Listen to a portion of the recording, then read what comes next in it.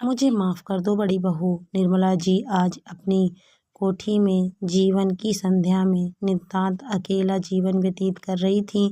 आराम कुर्सी पर बैठी वह याद कर रही थी कि जिंदगी के उन पन्नों को जिसमें जिंदगी ने उन्हें बहुत कुछ दिया, आदर सत्कार पैसा रुतबा सब, पर उन्होंने अपने कर्कश व्यवहार के कारण सब कुछ खो दिया। ईश्वर ने उन्हें क्या नहीं दिया, उन्हें 2 बेटे 2 बहुएं पोते पोतियों की सौगात, एक आदर्श पति और किसी जमाने में माँ बाप के सामान, उनके साथ ससुर और 2 बहनों जैसी नंदें उनके जीवन का हिस्सा रहीं, पर वो किसी भी रिश्ते के साथ मधुर संबंध नहीं बना सकी।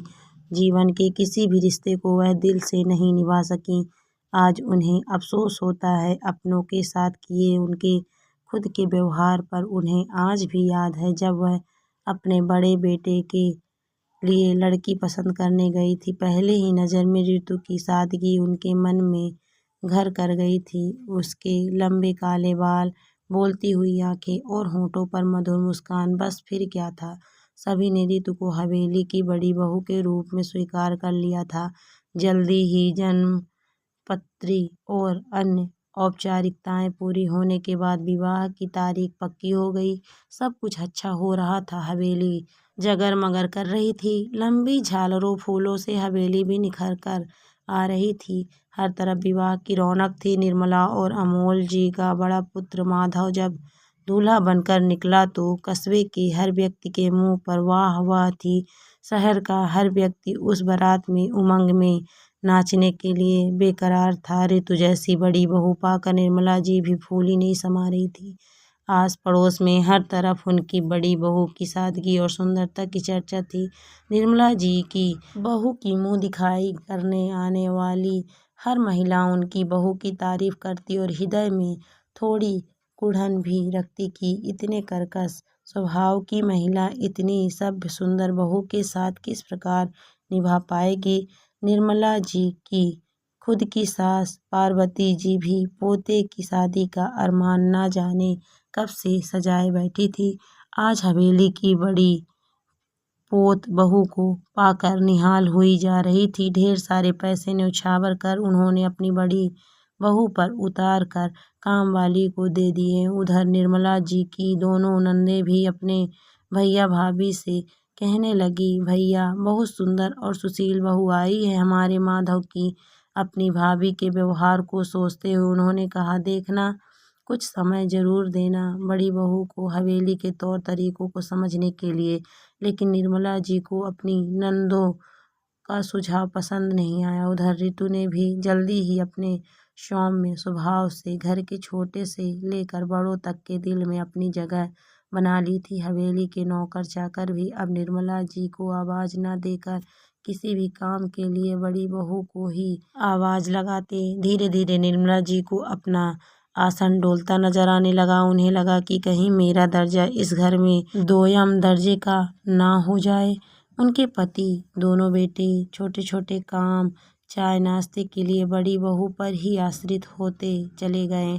ऋतु भी कभी किसी काम को मना ना करती, हर काम खुशी खुशी करती। निर्मला जी थोड़ी काम काज में सुस्त थी, लेकिन फिर भी चाहती थी काम चाहे बड़ी बहू करे, पर घर का पत्ता भी उनकी इजाज़त से ही सांस ले। वह धीरे धीरे बड़ी बहू को मानसिक यातना देने लगी। कभी यह अच्छा नहीं बना, हमारे यहाँ प्याज नहीं खाई जाती, घी तुमने ज़्यादा डाल दिया, चाय की आदत डाल लो, हमारे चाय ही पी जाती है। कभी कहती है घर के सभी लोगों का काम इतनी तुरंत मत करो कि उनकी आदत खराब हो जाए। कभी कहती, क्या तुम बिना कहे सब्जी भी नहीं बना सकती। हर बात पर उनकी ही चट होती है और उनकी ही पट। बेचारी बड़ी बहू उनका व्यवहार समझ ही नहीं पा रही थी, पर शिकायत करती तो किससे। एक चक्रव्यूह में जैसे फंसती जा रही थी।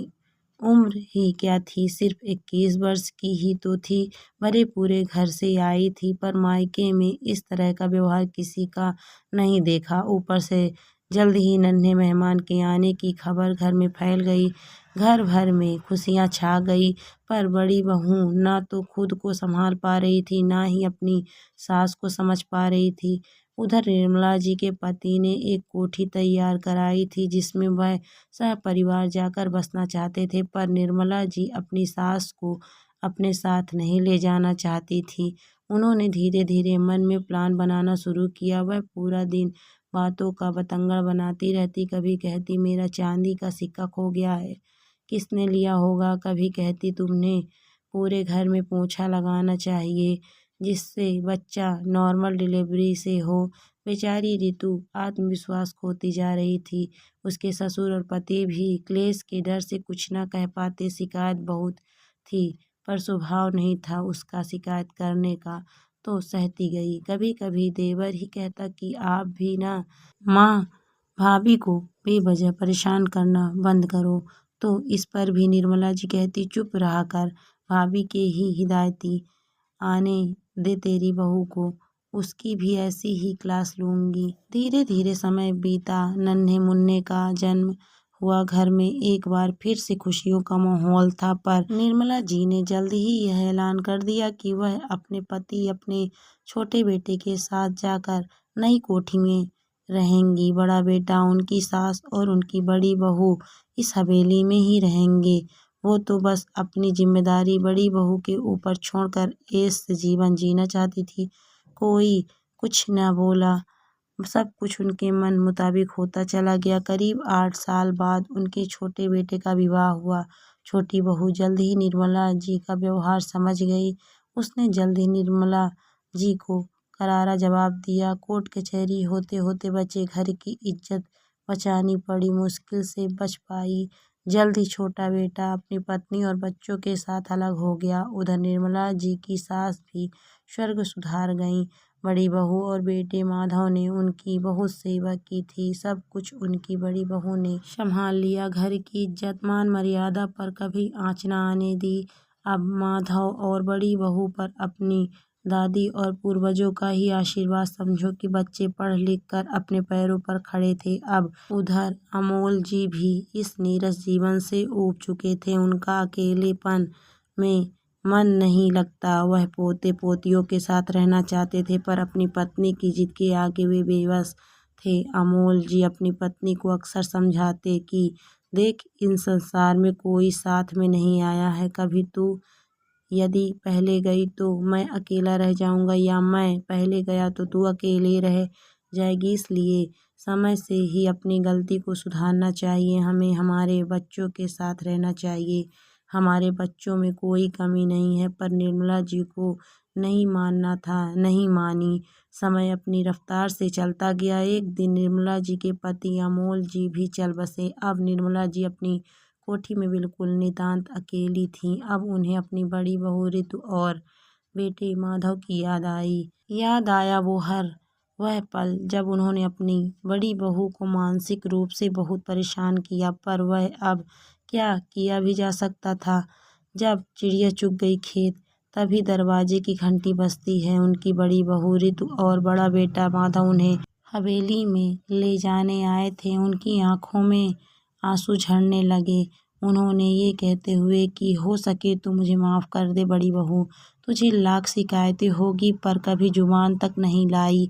मैं ही पागल थी, हीरे को समझ ना पाई और पूरी ज़िंदगी अपनी कोयले जैसे अंधेरे में काट दी। अपनी प्यारी बड़ी बहू को सीने से लगा लिया। सारे गिले शिकवे शिकायतें आज दूर हो चुकी थी और आज ही वास्तव में उसे बड़ी बहू का दर्जा मिला था। दोस्तों, कहानी आपको कैसी लगी कमेंट करके ज़रूर बताइए। कहानी अच्छी लगी तो वीडियो को लाइक शेयर करें। अगर आप मेरे चैनल पर नए हैं तो प्लीज़ मेरे चैनल को सब्सक्राइब भी करें। Thank you for watching my video.